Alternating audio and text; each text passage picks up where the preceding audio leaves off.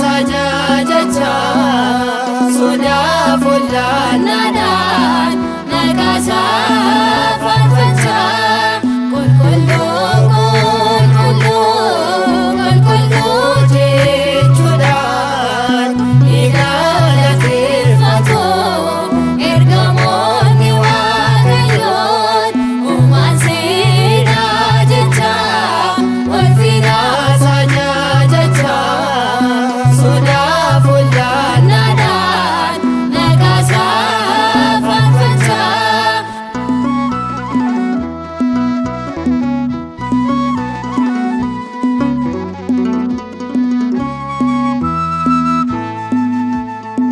Guyyaa isa jalqabaa gaafa sanbata guddaa ergamoonni uumaman uumamni isaanii saddaa isaan keessa Saaqnaa'el aangoo kan qabu ture ergamoota hundaa keessa isa hangafa ture.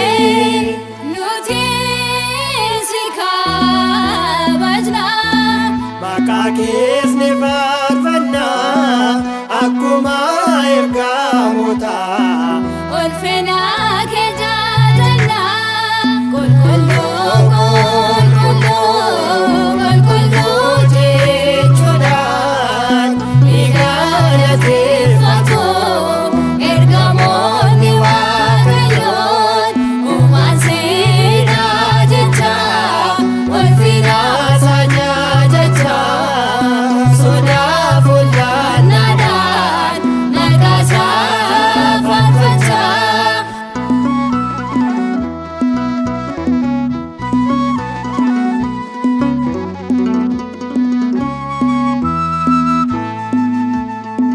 Gaaffiin tokkos ni ka'ee ergamoota gidduutti kan nu uume eenyudha bareechee akkasitti Saaqnaa'el of tuuluudhaan uumaadhaan jedheni oliif gad ilaaleetu kan sagiiftuudhaan raanii. Nuti si kabajna maqaa kees ni faarfanna akkuma ergamoota ulfina kee jaalanna kulkullu kulkullu kulkullu jechuudhaan igalateeffatu ergamoonni waaqayyoon uumaan seenaa jecha walfina sajajacha soda fulanadhaan nagasa farfacha.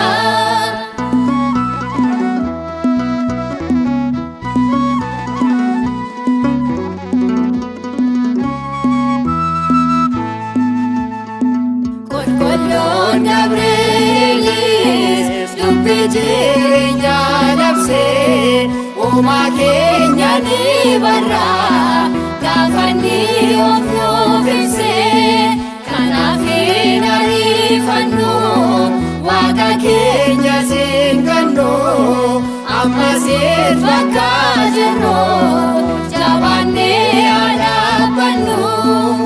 Nuti si kabajna maqaa kees ni faarfanna akkuma ergamoota ulfina kee jaalanna kulkullu kulkullu kulkullu jechuudhaan igalateeffatu ergamoonni waaqayyoon uumaan seenaa jecha walfina sajajacha soda fulanadhaan nagasa farfacha.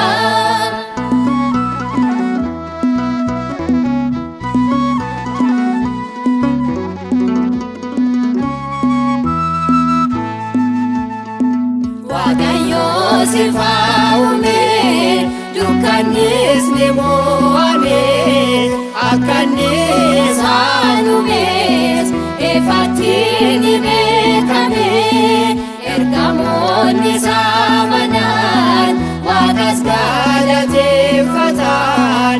Ifa kana kan uumte qulqulluun ati jedhan. Qulqulluu qulqulluu qulqulluu jechuudhaan ni galateeffatu. Ergamoonni Waaqayyoon uumaan siidha jecha ulfina sana jecha sodaa fuulduraadhaan maqaa isaa faarfachaa. Qulqulluu qulqulluu qulqulluu jechuudhaan ni galateeffatu. Ergamoonni Waaqayyoon uumaan siidha jecha ulfina sana jecha sodaa fuulduraadhaan maqaa isaa faarfachaa.